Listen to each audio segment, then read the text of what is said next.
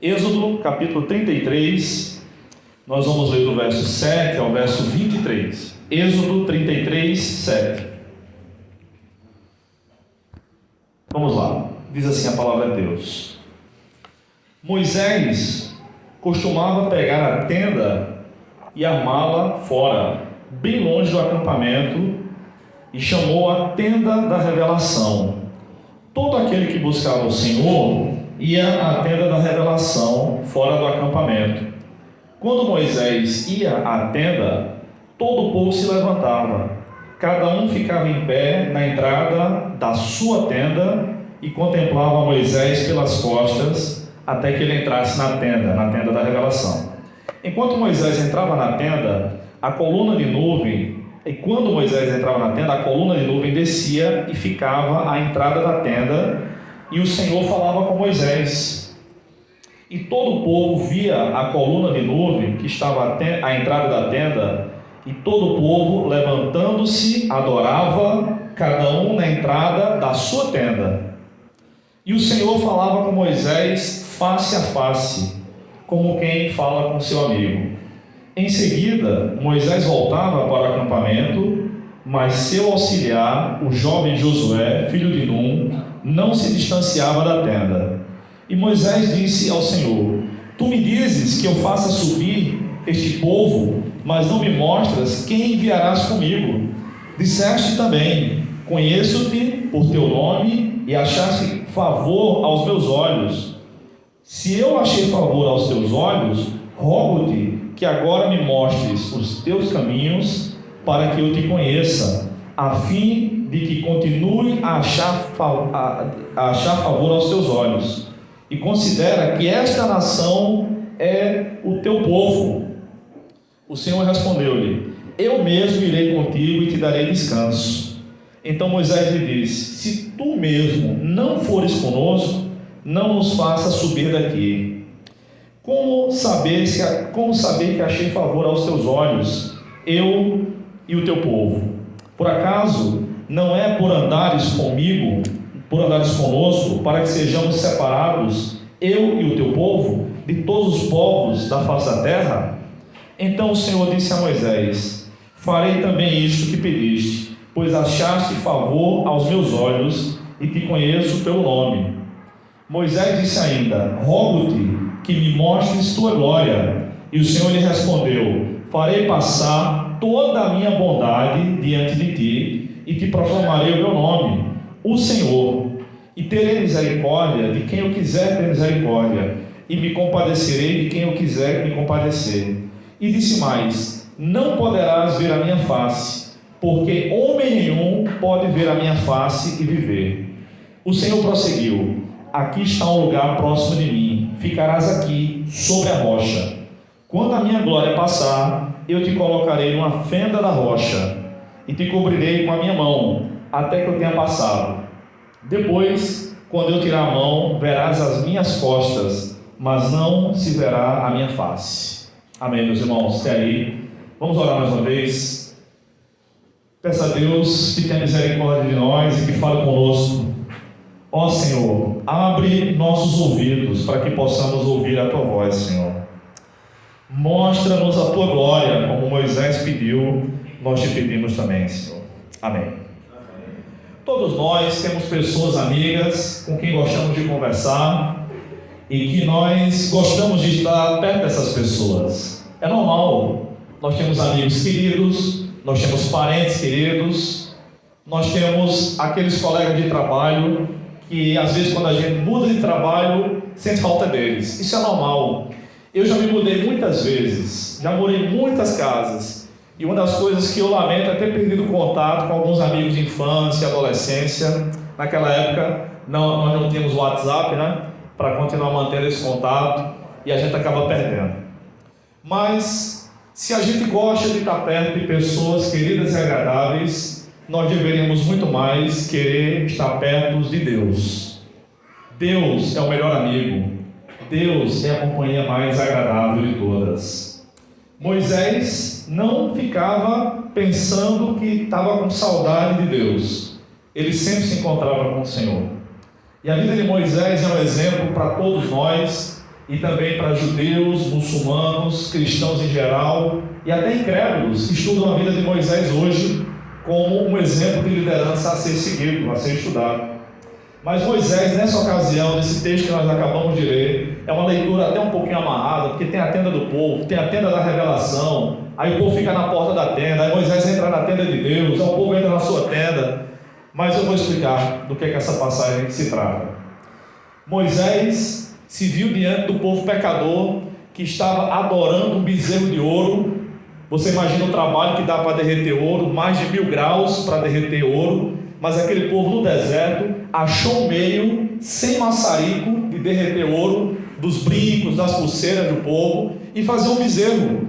Claro que não era do tamanho real do bezerro, devia ser pequenininho, mas eles estavam com um bezerro de ouro, adorando, dizendo que aquilo era um culto ao Senhor e praticando inúmeras imoralidades sexuais, que o texto traz uma tradução bem branda, dizendo que eles se levantaram para farrar. Aquilo foi como no carnaval. E eles estavam dizendo que aquilo ali era um culto a Yahvé, ao Senhor. Quando Moisés desce do monte, ele quebra as tábuas dos 10 mandamentos que recebeu de Deus, vai conversar com Arão, seu irmão, que era, sabe quem? O sumo sacerdote de Israel. E diz: Arão, o que foi que aconteceu? Aí Arão deu uma resposta para deixar qualquer um mais irado ainda. Disse: Moisés, é o seguinte, esse povo fez isso. Eles me deram as coisas de ouro, eu joguei no fogo, saiu esse bezerro.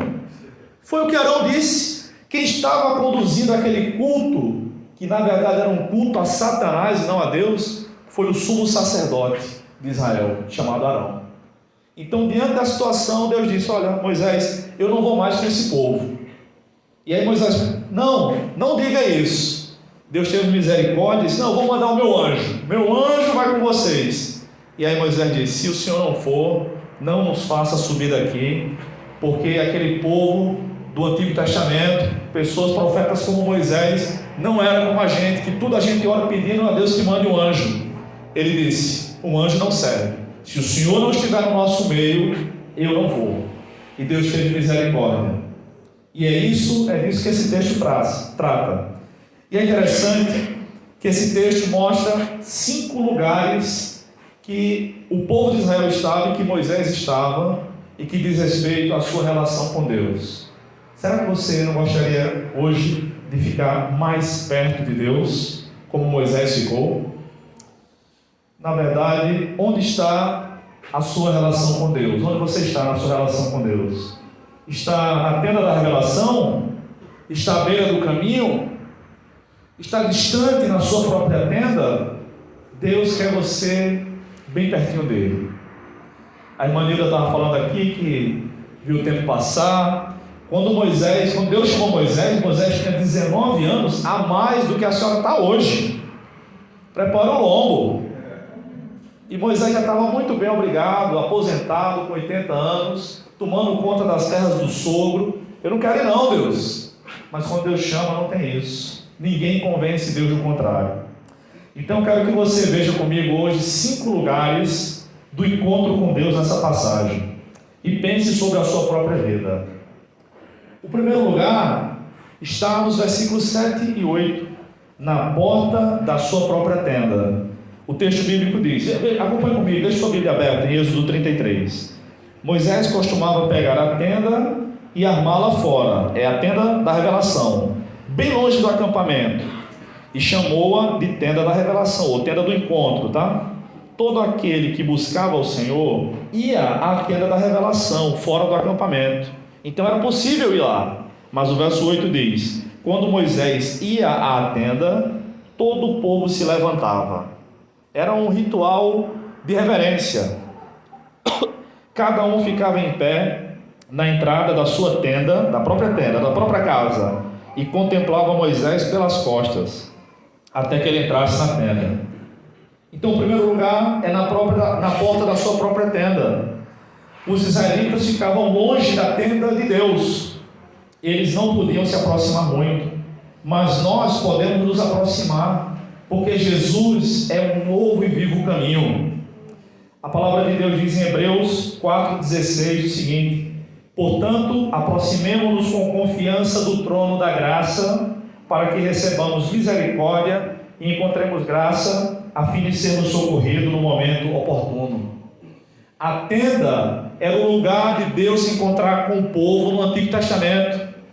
Depois isso virou o tabernáculo. Depois virou o templo no tempo de Salomão. Mas sabe qual é esse lugar hoje? Às vezes a gente não percebe, mas João 1,14 diz que Jesus habitou entre nós, cheio de graça e de verdade. Sabe qual é a melhor tradução para esse versículo? Não é habitou, é tabernaculou. Jesus armou a tenda de Deus na terra. Jesus é a própria tenda de Deus na terra. Ele é o tabernáculo de Deus. É isso que significa, ele habitou entre nós. Ele armou o tabernáculo, de modo que o lugar de se encontrar com Deus hoje é em Jesus. Jesus representa essa tenda, e nós devemos ir até ele e nos encontrar com Deus. Quando Moisés ia adorar e falar com Deus, os israelitas ficavam na porta de suas tendas, ficavam longe. Era uma tenda simples que Moisés se encontrava com Deus. Veja que não era um palácio. Claro, não era uma tenda. Para nós aqui no Brasil hoje, tenda é só aquela cobertura, né? A gente imagina aquelas tendas na praia no Ano Novo, aquela tenda do espetinho, né? Você gosta de comer um espetinho lá de vez em quando. Mas tenda aqui era uma barraca. Imagina uma barraca de acampamento, aquelas do exército, que tem paredes, né? Tudo de lona, enfim. Mas era uma barraca. Era simples, porque Deus revela a sua glória nos acampamentos mais luxuosos do Brasil e também nos mais simples. Deus revela a sua glória nos templos belíssimos e confortáveis como o que vocês têm em Itapororoca, e outros mais confortáveis ainda pelo mundo. Mas ele também revela a sua glória debaixo daquelas igrejas africanas do interior de alguns países da África, naquelas árvores que se reúnem debaixo de árvores e que quando chove o culto acaba. Deus revela a sua glória no templo quando todos estão reunidos como aqui, e ele revela a sua glória também no quarto, no chuveiro, enquanto você lava a louça, no ônibus cheio indo para o trabalho, no hospital quando a gente está internado. Ele revela a sua glória onde tem um crente clamando a ele. Ele pode revelar a sua glória a você hoje. Aliás, aquela tenda também simples que Moisés armava virou, sabe o quê? O tribunal do mundo.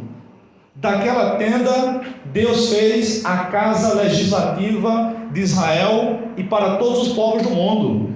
Todo mundo ocidental, todo mundo civilizado segue os 10 mandamentos como uma luz para as suas leis, para o seu direito.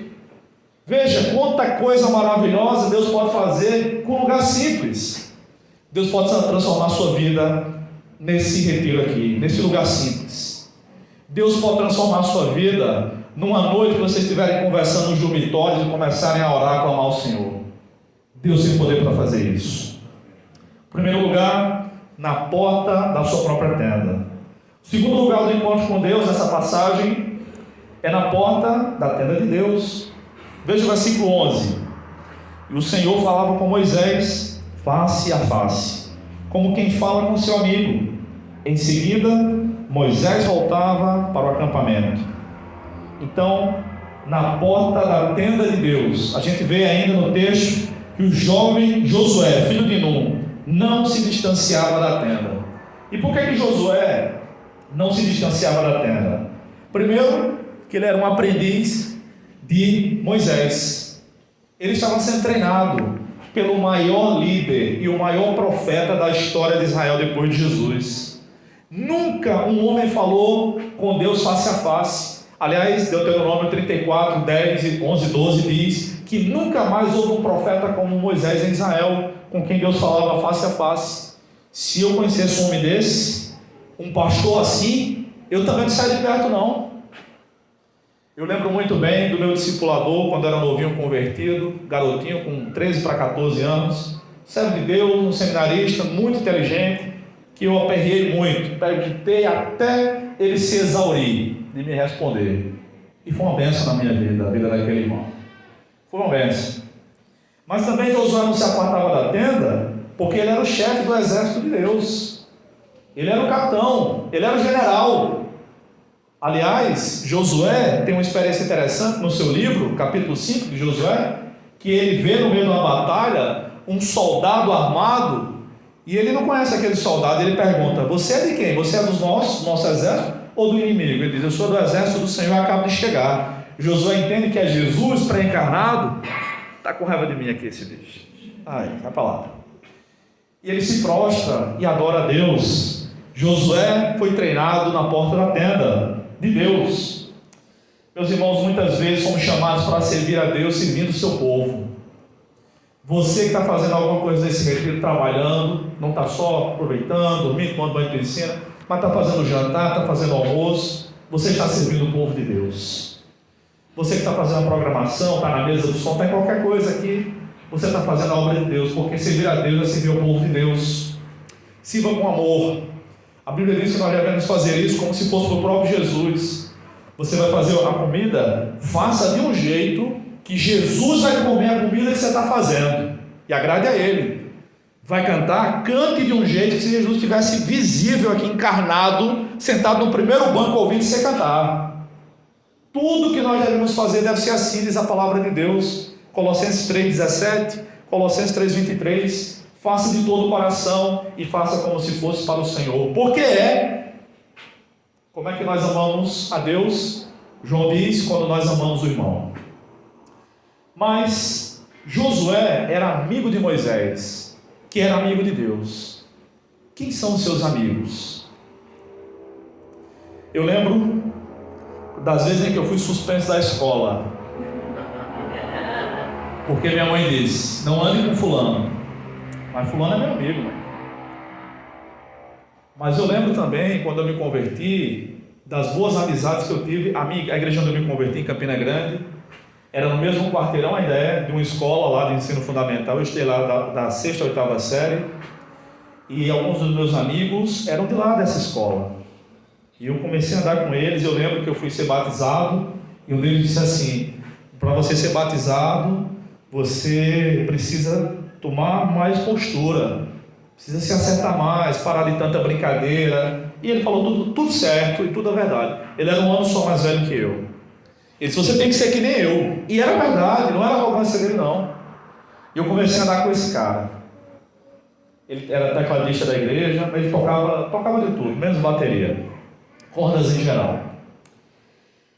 E começamos a orar, e começávamos a ler a Bíblia. Quando tinha uma aula vaga, o que era que eu fazia? Ele chegava e disse: Bruno, vamos ler a Bíblia. Sentávamos no corredor da escola e começávamos a ler a Bíblia. Eu lia, ele disse: vou ler um capítulo, você lê outro. E eu comecei a ver aquilo, eu disse: rapaz, isso é bom mesmo. E Deus começou a me acalmar, me aquietar, e eu comecei a andar com aquele irmão, e foi só bênção na minha vida. Se aproxime de quem te aproxima de Deus. Josué se aproximou de Moisés, e Moisés se aproximava de Deus. Logo, por tabela, Josué também se aproximava de Deus. O pastor Toninho, da Igreja Batista da Floresta, de Belo Horizonte, contou uma experiência mais de 20 anos atrás, aqui em João Pessoa, quando ele começou a fazer uma campanha de 40 dias de jejum e oração. No 40º dia, um domingo, eles entregaram o jejum a Deus, a igreja toda. Uma bênção. Na segunda-feira de manhã, ele está no gabinete da igreja. Chega um rapaz, um jovenzinho da igreja. Ele diz: pastor, eu preciso conversar com o senhor.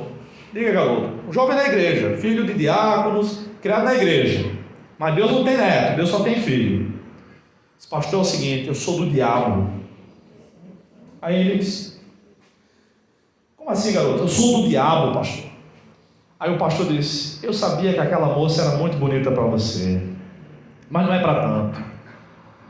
Não, pastor, antes fosse isso. E ele relatou que estava na porta da igreja, achando o culto chato. De repente chegou um rapaz mais velho que ele, começou a puxar assunto.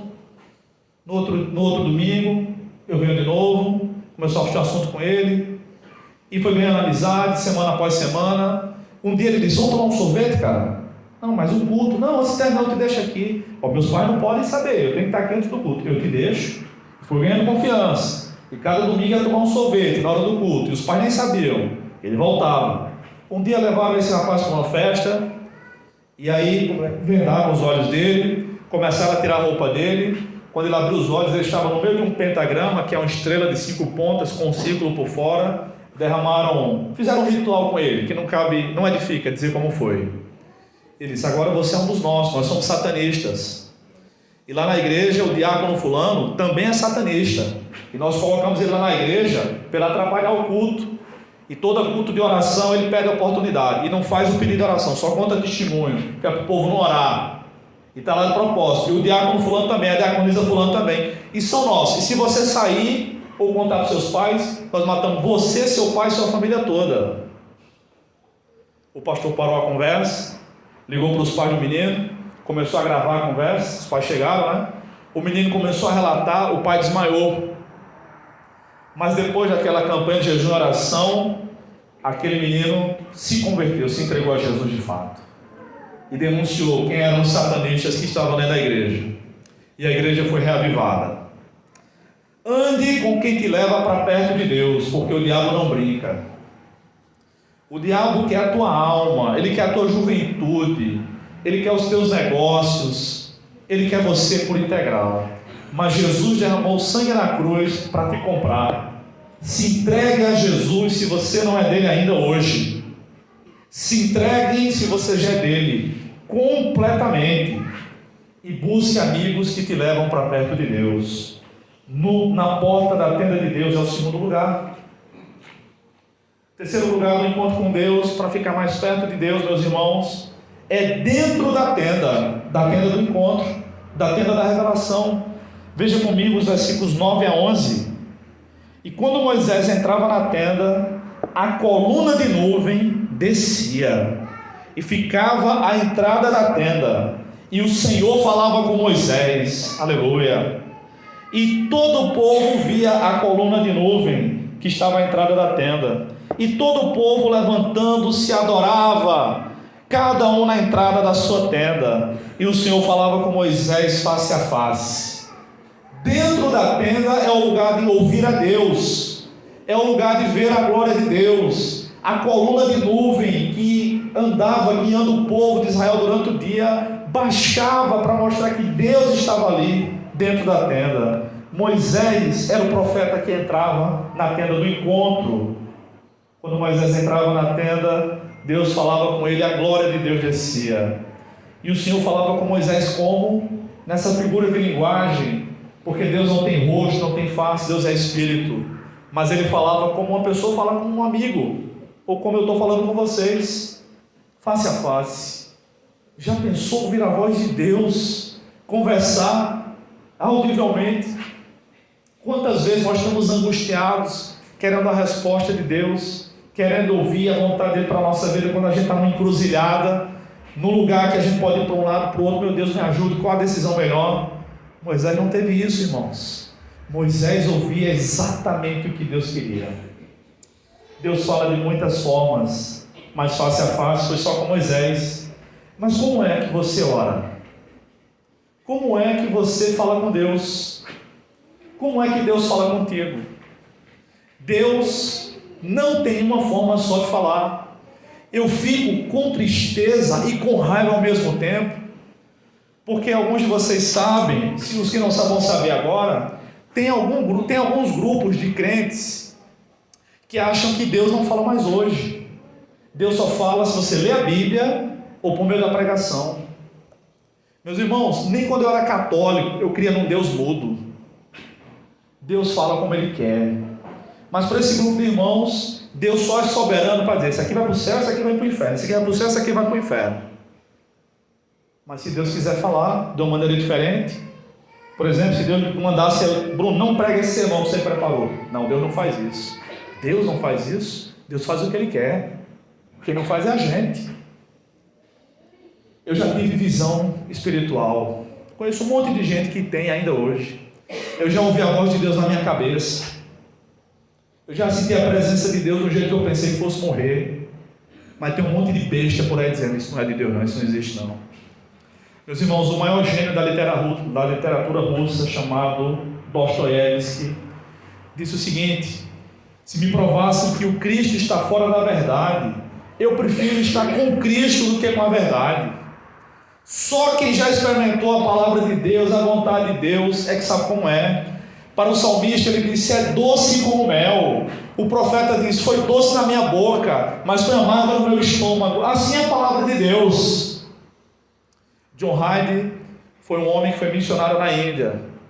Quando ele estava indo de barco da Inglaterra para a Índia, um amigo dele tinha rabiscado uns conselhos, e quando ele não sentiu confiança de dar para ele as anotações, quando ele entrou no barco, o barco já estava indo embora, ele jogou as anotações. Ele começou a ler as anotações, o John Hyde, e tinha lá dizendo que ele tem que orar acima de tudo e não sei o que. Ele se sentiu ofendido. Ele amassou e jogou no barco. Depois de um tempo, ele disse: não, isso é para o meu bem, vou dar uma olhada. Pegou as anotações, leu, e os conselhos do seu amigo eram para que ele orasse mais. John Hyde ficou um homem de tanta oração que fizeram um livro sobre ele chamado O Homem que Orava. Esse homem estava na Inglaterra um dia e um amigo em comum queria orar com ele. Levaram para um quarto de hotel, apresentaram eles dois, um amigo lá e John Hyde. Eles foram orar e eles se ajoelharam, só os dois. Silêncio. 1 minuto, 2, 5 minutos, nenhuma palavra. 10 minutos, lá pelas tantas, silêncio absoluto. E o homem não ousou dizer uma palavra. John Hyde disse: ó Deus. E a glória de Deus encheu aquele quarto. Vocês sabem que há pessoas que quando oram, o céu desce. A gente ora e Deus escuta, mas tem alguns irmãos, alguns filhos de Deus, que quando oram, o céu desce. A graça de Deus se faz presente. E eu fiquei pensando sobre isso: meu Deus, o que é isso? Até que eu me deparei com aquela passagem que diz que nós devemos buscar o Senhor de todo o coração. E quando nós nos buscarmos de todo o coração, aí nós vamos ser ouvidos. Meus irmãos, é porque nem sempre a gente busca a Deus de todo o coração. A gente faz aquela oração que é uma bênção, mas apressada, cotidiana. Abençoe, Senhor. Tem aquela até uma brincadeira que o pessoal faz dizendo que quando o cara está com sono: Senhor, abençoe meus pecados, toma conta dos meus problemas. Já viram isso? E alguns irmãos dizem: meu Deus, eu adormeci orando, meu Deus, me perdoe. Meu irmão, a melhor coisa do mundo é você adormecer orando. Ore, ore, ore e adormeça na presença de Deus. Deixe de besteira. Deus não é aquele homem de barba que os incrédulos pintam. Deus é teu Pai. Durma nos braços dele. John Hyde era um homem assim, de oração. Mas tem gente que é assim mesmo, né? Eu lembro, esse garoto que eu falei, que foi meu colega de escola. A gente ia orar e esse menino era cheio do Espírito Santo. Ele começava: Deus, tem misericórdia, e pedia misericórdia a Deus. A gente passava, às vezes, 10 minutos repetindo a mesma coisa, e a glória de Deus descia quando esse menino orava. Ele é crente ainda hoje, graças a Deus. Tem gente que é assim mesmo. Meus irmãos, quais foram os pedidos que Moisés fez dentro da tenda? Olhe comigo, no verso 13, Moisés diz: Senhor, mostra-me teus caminhos. Ele pergunta: Senhor, como é que eu devo adorar? É isso. Como é que eu devo adorar? Mostra-me a tua vontade, os teus caminhos. Aí no verso 13 ele também diz, ele intercede pelo povo, ele diz: considera que esta nação é o teu povo, porque Deus tinha dito que não ia com ele, aquele povo ia mandar um anjo, né? Aí no verso 15, Moisés, com outras palavras, diz assim: não mande nenhum anjo, mas vá conosco até o destino. No verso 15, se o Senhor não for, não faça a gente subir daqui. No verso 18, Moisés faz a oração mais ousada da história. Nunca houve um pedido como esse. Presta atenção. Qual foi a oração mais ousada de todos os tempos? Foi Moisés. Está no verso 18. Senhor, mostra-me a tua glória. Essa é a oração, como o Iver estava falando aqui no período do louvor, dizendo isso, cantando isso. Essa é a oração mais ousada que a gente pode fazer. Você está disposto a fazer essa oração hoje? Amém? Mostra-me a tua glória. Que tipo de pedido nós temos feito a Deus? Esse é o tipo de pedido que revela o que está no nosso coração. Jesus disse que a boca fala do que o coração está cheio, não é isso? Quando a gente ora também. Eu fiz uma análise uma vez das cartas de Paulo, das orações que Paulo fez. Se você tem aquele meu livro Andando com Cristo, tem essa tabela lá. Todas as orações que Paulo fez nas suas 13 cartas. Eu acho que dá 14 orações.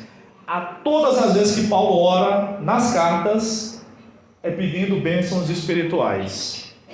Paulo nunca pediu outra coisa. Não é pecado. Jesus ensinou a pedir o pão nosso. É bênção. É só uma observação. O que está no nosso coração sai pela nossa boca, irmãos. Esse é o terceiro lugar. Dentro da tenda de Deus. Você já está em Cristo. Você está dentro da tenda. Mas você pode orar com maior ousadia. Pedir a Deus que Ele mostre seu caminho. Interceder pelos seus irmãos. Pedir que Deus não mande anjo nenhum, que Ele vá conosco. Às vezes a gente acha que os anjos são onipresentes. E não são. Só Deus é onipresente. E que Deus nos mostre a sua glória. Mas vamos para o quarto lugar. O quarto lugar do encontro com Deus é sobre a rocha. Na porta da sua própria tenda, na porta da tenda de Deus, dentro da tenda de Deus e na rocha, sobre a rocha, é o quarto lugar. Versículo 21, veja comigo. O Senhor prosseguiu: aqui está um lugar próximo de mim, ficarás aqui sobre a rocha. Moisés já estava perto de Deus desde sempre. Agora ele está mais perto de Deus. Você quer ficar mais perto de Deus? No lugar que Deus escolheu, Moisés esperava por todas as bênçãos de Deus. Fica aqui, Moisés, sobre a rocha. É aqui que eu vou te abençoar. Você já está na rocha? Você já está em Cristo? Deus escolheu a rocha de propósito. Deus não faz nada inútil. Mas a rocha representa pelo menos 3 coisas. Primeiro, a rocha representa a segurança. A casa firmada na rocha, que Jesus falou em Mateus 7:24. Todo aquele, pois, que ouve estas minhas palavras e as põe em prática, será comparado a um homem prudente, que edificou sobre a sua casa sobre a rocha. Rocha é obediência. Se você está em obediência com Deus, você está seguro, está sobre a rocha. Mas em segundo lugar, a rocha também significa a presença de Deus, representa a presença de Deus. Segundo Samuel 22:32 diz: pois quem é Deus, senão o Senhor? Quem é rochedo, senão nosso Deus? Nosso Deus é uma rocha firme, é rochedo. Quem está nele está seguro. Se você está em Deus, se você está em Cristo, você está seguro em Cristo. Mas se você não está, você deve temer, porque quem não está em Cristo está caminhando a passos largos para a eternidade longe de Deus, onde o fogo nunca se apaga e o bicho nunca se consome. Esse será o inferno que arderá por toda a eternidade para quem não é um filho de Deus, para quem não está em Cristo. Deus irá puni-lo por seus pecados. Mas em terceiro lugar, a rocha representa o próprio Cristo.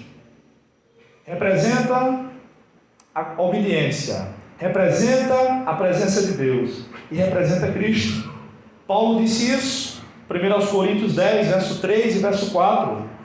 Todos, falando das vezes em que Moisés fez sair água da rocha, 2 vezes. Todos comeram do mesmo alimento espiritual e todos beberam da mesma bebida espiritual. Mas olha que jogo de palavras interessante, porque bebiam da rocha espiritual que os acompanhava, e essa rocha era Cristo. Quem bebeu daquela água, que não era, irmãos, como um cano quebrado não, tá? Era água para matar a sede de 3 milhões de pessoas. João Pessoa tem nem 1 milhão, viu? 3 vezes a população de João Pessoa, mais um pouquinho de pessoas, fora os animais. Então não era como um cano quebrado. Quando Deus fez sair água da rocha, o texto diz que fez jorrar, e um manancial saiu.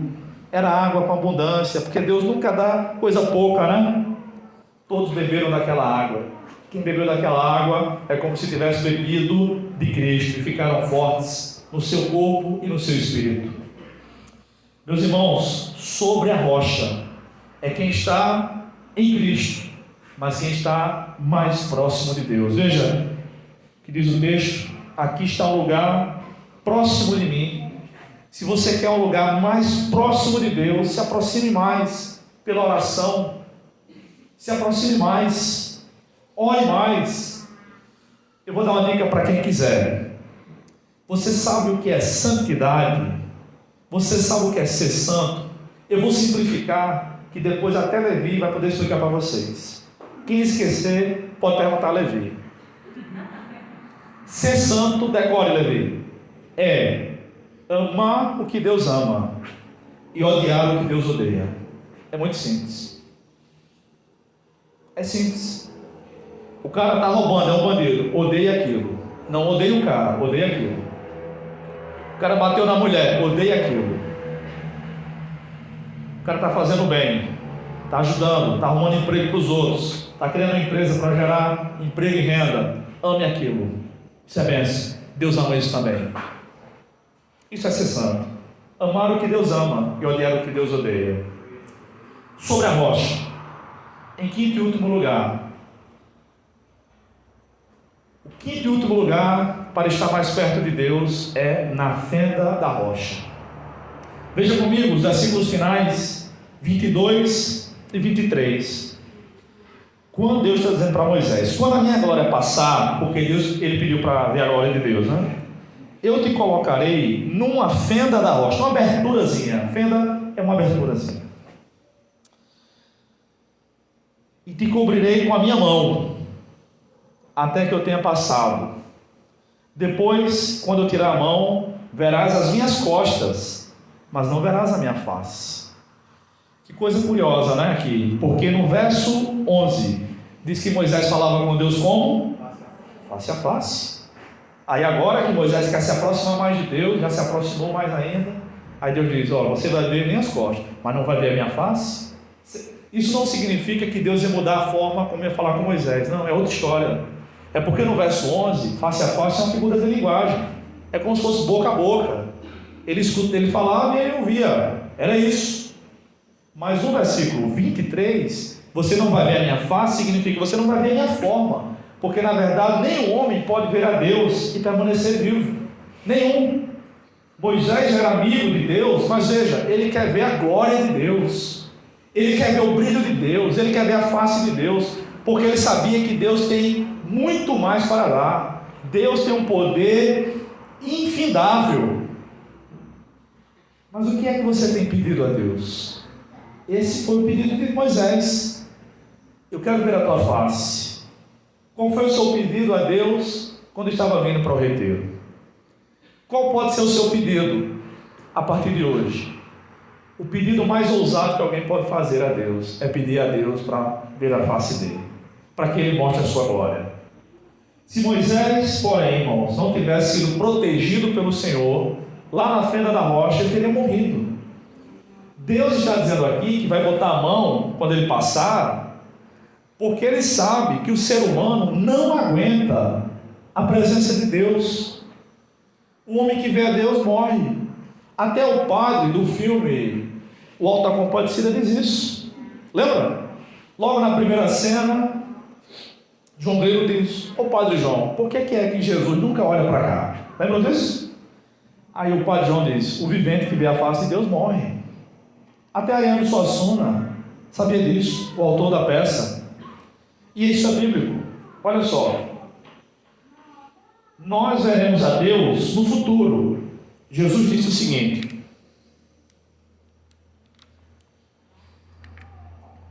Jesus prometeu, Mateus 5,8: bem-aventurados os limpos de coração, pois verão a Deus. O apóstolo João escreveu na primeira carta, capítulo 2, aliás, capítulo 3, versos 2 e 3: amados, somos filhos de Deus, e ainda não se manifestou o que havemos de ser, ou seja, vai ser mais, vai ser maior. Mas sabemos que quando Ele se manifestar, quando Jesus voltar, seremos semelhantes a Ele, pois o veremos como Ele é. Então, quando Jesus voltar, que nós vamos ver exatamente como Ele é, não mais aquele corpo surrado da cruz, que os discípulos devem ter lamentado demais, mas como alguém vindo em glória. Aí nós vamos ser transformados na imagem de Cristo plenamente. Mas Moisés não estava pronto para isso, não era a hora. Então isso mostra, como também outras passagens bíblicas mostram, meus irmãos, que às vezes experimentar a vontade de Deus, ou melhor, a presença de Deus, de maneira muito intensa, pode fazer com que a nossa carne tenha algumas reações. É comum em épocas de avivamento acontecerem fenômenos estranhos. Algumas pessoas caem no chão pelo poder de Deus. Algumas pessoas sentem os corpos tremerem. Algumas pessoas relatam em todas as histórias dos avivamentos que sentiram no seu corpo como que uma luz, a energia elétrica estivesse passando, como se estivesse levando um choque. O pastor Martyn Lloyd-Jones, que também era o médico da Rainha Elizabeth, era o médico do Palácio Real da Inglaterra. Ele relata no seu excelente livro Avivamento, como pastor e como médico, um monte de fenômenos estranhos desses. O pastor congregacional Jonathan Edwards pregou no século XVIII, 1741, um sermão à luz de candeeiro. Ele segurava o candeeiro com a mão e segurava o sermão com a outra assim. E ele era míope, e eu sou míope também. E eu sei que míope é cego. Ele não enxergava. Ele lia todo o seu sermão, ele pregou assim, sem microfone. Ele pregou um sermão chamado Pecadores nas mãos de um Deus irado. E a presença de Deus foi tão real naquele dia, com aquele homem de Deus, que ele disse assim: o inferno está debaixo dos vossos pés. Vocês não caíram ainda, porque Deus está sustentando vocês com a sua poderosa mão. Mas se vocês continuarem essa vida de pecado, Ele pode soltá-los e você vai cair no inferno. E a sensação de pecado, a convicção de pecado foi tão grande naquele culto, que as pessoas se agarraram nas colunas do templo com medo de cair no inferno, literalmente. Porque quando a presença de Deus é mais real, é mais intensa, em épocas de avivamento, e era o caso, acontece esse tipo de fenômeno. Pode acontecer. Daniel viu a Deus, capítulo 6 de Daniel, aliás, capítulo 7, e ele adoeceu, ficou enfermo, de uma visão tão poderosa que ele teve. Pode acontecer. Moisés viu a Deus pelas costas, como também o povo olhava Moisés pelas costas. No verso 8, Moisés passava, o povo olhava ele pelas costas indo para a tenda. Moisés viu Deus pelas costas, porque não pode ver a presença de Deus assim.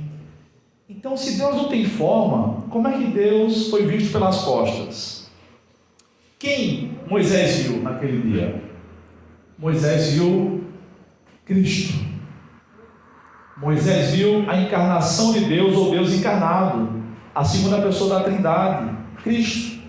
Isso aqui é uma cristofania, é uma aparição de Cristo antes dele encarnar, dele nascer da Virgem Maria. Ele viu Cristo pelas costas. O profeta Isaías também viu a glória de Cristo. O apóstolo João diz isso, que ele viu a glória de Cristo. Por isso que Isaías descreve tão bem o ministério de Jesus. Mas quando o povo olhava para Moisés, o povo via que era um servo de Deus. Quando o povo olha para nós hoje, quem o povo vê? Quando olha para você, será que vê um caloteiro ou vê um pagador de contas? Quando olha para você, será que vê um bom pai, um bom filho que respeita os pais? Aqui tem muitos jovens. Quer casar? Veja como ele ou ela trata os pais. Se não respeita os pais, jamais vai te respeitar. Aliás, até hoje eu nunca vi mau filho, bom marido. Não existe. Má filha, boa esposa. Não existe. Não, mas comigo vai ser diferente. Bem, você que sabe. Meus irmãos, Moisés já estava na rocha, mas ele entrou em Cristo. Foi o que aquilo representou, quando ele entrou naquele espacinho que tinha na fenda da rocha. Até hoje, lá no Egito, esse lugar que Deus se encontrou com Moisés, na fenda da rocha, tem a marca, está queimado no chão. Tem turismo para lá ainda hoje. Quem sabe a gente vai lá um dia, né? Quem sabe, né, Alex? A gente leva a caravana da igreja de Itapororoca, vai para lá, vai conhecer lá, vai se exercitando, que a subida é alta. Mas foi um encontro tão poderoso que até hoje ninguém consegue apagar a marca. É uma marca no lugar, num deserto lá na altura. Você pode ver na internet depois no YouTube, tem imagens, muitos grupos online que veem isso. Meus irmãos, Moisés foi marcado por Deus. Quais as características então de um encontro poderoso com Deus? Com Moisés, ele se tornou o homem mais manso da terra, mais manso e obediente a Deus. Ele foi o maior profeta de Israel. Nunca mais houve profeta em Israel que falasse com Deus assim, face a face. Ele superou 13 rebeliões. O seu ministério só durou 40 anos. Nenhum pastor suportaria isso.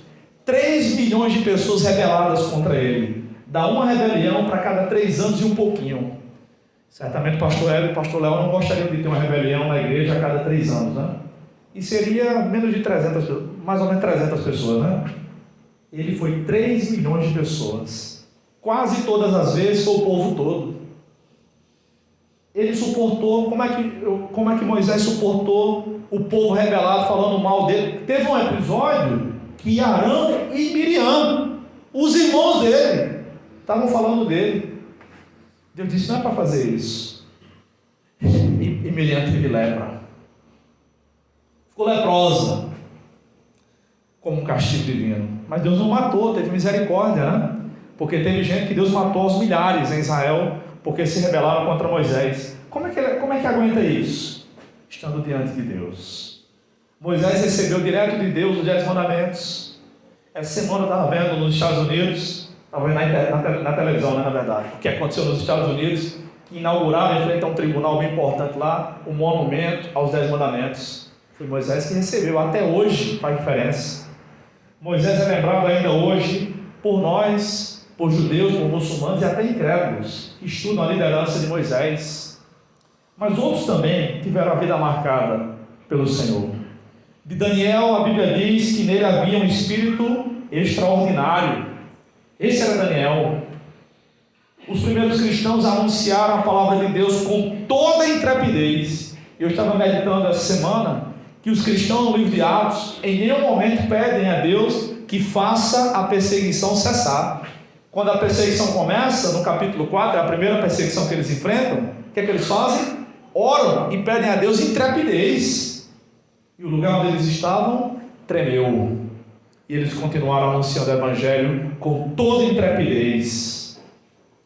Bezalel foi enchido por Deus de sabedoria, entendimento e habilidade em toda a obra artística. Deus pode dar habilidade até nisso. Deus pode tudo. Bruno também teve um encontro com Deus. Eu não estive no Sinai, eu não vi Deus lá pelas costas, mas eu lembro que quando eu era criança, o meu maior medo era ir para o inferno. E minha avó era bem católica na época, começou a fazer umas novenas lá em casa. Eu ia, só ia aquelas senhoras bem velhinhas, e eu ia porque eu tinha medo de ir para o inferno. E aí quando eu fui chamado, fui convidado para ir na igreja, lá em Campina, já estava morando em Campina Grande.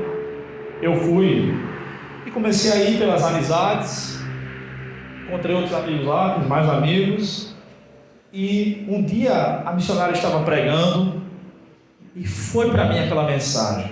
E Deus falou comigo e eu me entreguei a Cristo. Mas eu ainda era muito agitado e eu queria aprender mais a Bíblia. E eu já vou parar, não precisa alarmar.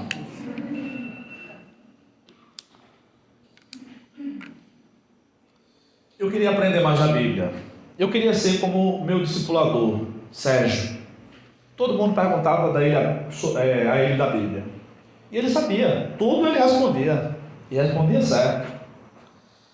E eu comecei a me juntar com ele, ele começou a me ensinar a Bíblia, me ensinar algumas disciplinas do seminário, prestar apostila do seminário, Bíblia de estudo, e foi muito bom. E eu lembro que uma vez, no início do ano, acho que foi 2001, teve um mês inteiro de oração, todos os dias. Eu não fui a todos os dias porque eu viajei, mas todos os dias que eu estava em Campina Grande eu fui. E eu passei um mês pedindo a Deus que Ele me ensinasse a Bíblia, que eu conseguisse ler e entender. Porque eu era muito agitado, eu não conseguia parar para estudar. Na escola eu não estudava, eu prestava atenção na aula, não estudava em casa, só jogava bola. E aí ia passando, né? Às vezes ia para a final também, aí estudava um pouquinho e passava. Mas eu não tinha paz dentro. Eu sentar para ler um livro, eu vim ler o primeiro livro mesmo, embora eu fosse alfabetizado desde criancinha, com 15 anos, quando eu me converti. Sérgio me emprestou o primeiro livro. E eu comecei, meus irmãos, uma jornada que não vai ter mais fim. Então Deus pode responder qualquer oração, contanto que você peça de coração, com toda a sua alma. É o que? Peça a Deus. Eu quero concluir dizendo que Deus quer que nós estejamos mais perto dele. Você pode estar na porta da sua própria tenda, mas deveria se aproximar para a porta da tenda de Deus. Ou quem sabe entrar na tenda de Deus. Dentro da tenda de Deus, suba na rocha, porque Deus disse que aquela rocha, ela estava mais próxima dele. E quando estiver na rocha, peça a Deus para entrar na fenda da rocha. Ou seja, no lugar que só Deus pode te colocar, em oração, e Ele pode atender a sua oração. Que Deus nos abençoe, que Deus nos abençoe. Até mais, Deus te abençoe.